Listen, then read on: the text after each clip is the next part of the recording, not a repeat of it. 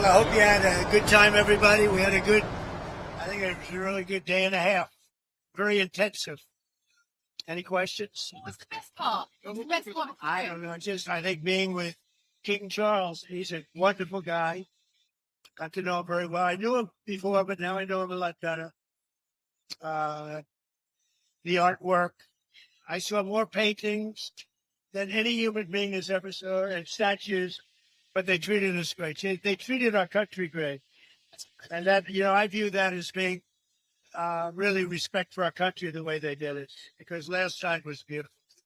And, you had the biggest business people in the world there. That was respect for our country. Yeah. Mr. President, have you had conversations with I'm trying to stay. Have you had conversations with Secretary Rubio or any of your military leaders about possible regime change in Venezuela? No, I haven't. You haven't had any discussions about plans or how to make it happen? No, I haven't. Mr. President, you mentioned in your remarks at the press conference something about Bagram and bringing it back to the U.S. I'd like to get Bagram back. No, how are you going to do that, sir? They need a lot from us. And I'd like to get it back. It should have never been given. Bagram should have never been given the air base. That was gross incompetence to give that up. That's one of the most powerful bases in the world in terms of runway strength and the strength and you could land anything on there. You could land a planet on top of it. Can you imagine they gave it up for nothing? Just, let's leave. And it's an hour away from where they make their missiles, China. It's been a month since you're meeting with Putin. Is it time to call for a ceasefire? It's been a month since you're meeting with President Putin. Is it time for a ceasefire to call? Doesn't feel like it. But at the right time, if I have to do it, it'll be harsh. Mr. President, something you said earlier this week. You said, Mr. President, regarding Antifa, what you posted, that NPR, sir, when They were gone. Are they still here? We are? Are they still here? Oh, good. Congratulations. Regarding designating them a terrorist organization, when they don't have defined leadership or membership, how do you target them? Yes. Antifa. We're going to find out, right? We're going to see. People have been talking about it for a long time. We're going to see. Did they have anything to do with your network? Antifa? No. Okay. Well, we're going to find out. Yeah, go ahead. Mr. President, you said earlier this week that the women who yelled at you were protesting when you were at Joe's Stone Crab should be in jail. Do you actually think that that is an offense that deserves jail time? How they got in there, but certainly I thought it was very inappropriate. And they said things that were and it was a question of when you take a look at the way they acted, the way they behaved. Yeah, I think they were a threat. You think that deserves jail? Agree with me? I think they're a nasty organization. Do you think they deserve jail? Well, I don't know. What should Congress focus on? What are your top priorities with Congress? We're going to finish the wars. We have a couple of them going, as you know. You look at Gaza, you look at Russia, Ukraine. We're working on that, and I'm working with Congress all. But I think we'll get it. We did do 7. We actually did more than 7, which people don't like to talk about. But I say that and the economy, always the economy, especially bringing down the oil further. If we get the oil down, that war ends. Here's a subject that I don't think a lot of people talk about. I've been talking to a lot of American truck drivers in the last couple of weeks, and I'm asking them what their biggest concern is. They tell me some of these foreign truck drivers, they come to schools here in America, Utah and California to be specific. Right. They get fast-tracked through the system. A lot of them don't speak English, which I know you did an EO about speaking English.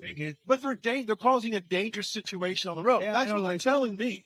I don't know what we can do about it. No, I don't like it. I see the one, he had the accident, couldn't read a sign, didn't know what was happening. Yeah, no, I'm not in favor of that at all. Got to speak English. So, President, Salam Adami said that he would arrest Benjamin Netanyahu if he comes to New York City because of the ICC warrant. Would you appropriate? Would you intervene if that came up? Yeah. It's inappropriate. We asked TV's viewers the questions they would like to ask of you and the Prime Minister today. The main question was, would you please swap jobs with him? And the second question behind that was really, why are we in the UK moving towards Europe when Europe is failing and America is flying. Well, look, I think the UK has a tremendous asset known as the North Sea. And it's loaded up with them. You know, they like to say, well, it's really diminished. It's not. And there are lots of areas out there that happen to come. Look at Norway. You know, it's the same kind of a thing. They become so rich. And for UK or other parts of Europe to take, I mean, especially UK, to buy oil from Norway, and they have it. But they don't want to do it. If they would drill in the North Sea, if they would let them, you know, they've made it impossible for people. You know? It starts with energy. It's a tremendous asset. Yeah. And it's tremendously valuable. And there's a lot of oil left. They've been drilling there for a long time, but there's a lot of oil, and there's a lot of oil out there that hasn't been found yet. And with new drilling techniques, when they think a well is closed, the new drilling techniques, you can drill for another 50 years. It's crazy. It's such a valuable asset. And instead, they're putting these stupid windmills all over the place. And every time you put up a windmill, it costs the country millions of dollars a year. You have that horrible thing turn. It's ugly. It's bad for the environment. It kills the birds. And beyond that, it costs a fortune. And, you know, you should make money with energy. You shouldn't lose money. And with windmills, you lose, including those massive solar fields, you know, and take up all the farmland. And, you know, they are black plastic from China. You ever see what happens to a bird when the birds land? They get fried. It's just hot. So it's a thing. You don't need a saucer. You don't need a stove. Oh, a bird lands on it, it's over. Yeah. Hey, why do they say it's great for the environment? You know, the lunatics. Go ahead. I was in last week in the Oval Office. I asked you about if Ilhan Omar should be censored. Congress censored her. I just want to get your reaction to that. They did censor her. Good. When did this happen? Yesterday. Yeah, good. Yeah. I think she's terrible. I think she should be impeached. I think she's terrible. Is she originally from Somalia? Sir. So how are they doing this? How's their government? Do they have a president? Do they have a council? Do they have anything? Do they have police? I love these people that come from a place with nothing, no anything. And then they tell us how to run our country. No, I think if she got censored, that's great. If she got impeached, that's even better. They impeached me twice for nothing. And they impeached me knowing the Republicans are on my side, so they knew it was just, but they impeached me twice. She should be impeached, and it should happen fast. What she says is out of line. Yeah, go ahead. Anybody? Mr. President, who would you like to see? Mr. President, are you going to ask Brendan Carr to weigh in on other late night hosts that you have asked that should be on the air? My host is on network television. There is a licensing. I'll give you an example. I read someplace that the networks were 97% against me. I got 97% negative, and yet I won it easily. I won all 7 swing states, popular, won everything. And if they're 97% against, they give me only bad publicity or press. I mean, they're getting a license. I would think maybe their license should be taken away. It will be up to Brendan Carr. I think Brendan Carr is outstanding. He's a patriot. He loves our country, and he's a tough guy. So we'll have to see. Free speech issue. When you think about this, 97% of the stories are opposed to me, and yet I win easily the election. It's pretty amazing when you think of it. That shows they have no credibility. Go ahead. Yeah, I was going to agree with. I mean, could you use that same logic with news? If Some of the old days, I remember the old days that every 4 or 5 years, a network would reapply for its license, and the license is free. You know, they get this valuable thing for free, and they'd reapply for a license. And if they did something wrong, well, I beat George Stephanopoulos, Slopadopoulos, I call him, George Slopadopoulos. They had to pay me $15 million for what he said. I beat CBS for much more money than that, including advertising and other things, much more money, because they totally changed the answer that Kamala gave on a question. I mean, they didn't change it. They took it out and put a different answer in. And they didn't want to go to court with that. That's a tough one to go to court with. So, no, I think that if you remember years ago, I remember as a kid, they would file. It was a big deal every 4 or 5 years. And I don't know, you don't hold me exact, but it was like 4 or 5 years. They'd have to file for a license extension. I don't hear about that. The only one that I've heard even bring it up is Brendan Carr. I think Brendan Carr is doing a great job, and I think he's a great patriot. What do you think about the fact that you attend an event in England, a state visit, spectacular, Right. and yet the mayor of London can't be there? I You're don't want him there. I asked that he not be there. I think the mayor of London, Khan, is among the worst mayors in the world. And we have some bad ones. If you look at Chicago, but I think he's the equivalent of the mayor of Chicago. I think he's done a terrible job. Crime in London is through the roof. The mayor of London, Mayor Khan, has done a terrible job. And on immigration, he's a disaster. No, I asked that he not be there. He wanted to be there, as I understand. I didn't want him. I've not liked it for a long. I just think, I have a certain pride in London and UK. My mother was born in Scotland, as you know. And when I see Mayor Khan do a bad job, the stabbings and the dirt and the filth, it's not the same. No, I didn't want it then. and the Prime Minister said to you when I asked about are we a Christian country, his answer was that he was christened. But he's quoted in newspapers. Who was right? The Prime Minister said, I was christened, he said today and this afternoon. Yeah. And so that explained whether we were a Christian country. Yeah, But he's actually been quoted as saying 2 years ago, saying he was an atheist. He's a convicted atheist. Is he the kind of guy that says something when you're there? And, I don't think. Look, I think he's a very nice man. I really. His wife says that we lived for a day and a half. The thing I most disagree. I guess I disagree with him in two things: immigration, which is very rough for the UK, very rough, and energy. As I said, the North Sea. If I had that, make a fortune. Yeah. Look at Norway's accounts. Look at the cash Norway has. And they have the same thing we're talking about. I don't even know if they have as much, but that's a tremendous asset. So those two things. But you got the feeling. I mean, I get along with him. Right? I think he's a really fine person. You got the feeling today that business is key to invest in the UK, because it doesn't feel like that when you live there. Well, we made a deal with the UK, and some of those companies have made a deal with the UK, but there's always strings to the US. I help them. I help them. I want to help them. I want them to be strong as a country. I think it's important that the UK be strong. And we're so strong financially that we can get people to do other things. Chris, I want to try to talk to you about Ukraine.